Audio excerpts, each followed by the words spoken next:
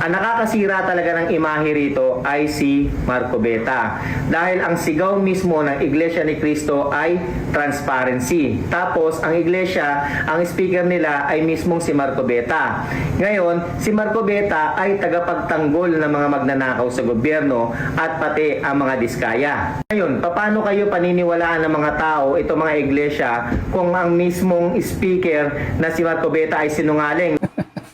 Natatawa talaga ako dito sa John Bill Azor na to, na vlogger ng mga buhaya. Alam nyo ba na yung pinapalabas niya, si Marcoleta ay tagapagtanggol ng mga magnanakaw. Grabe pagkasinungaling mo talaga na vlogger ka.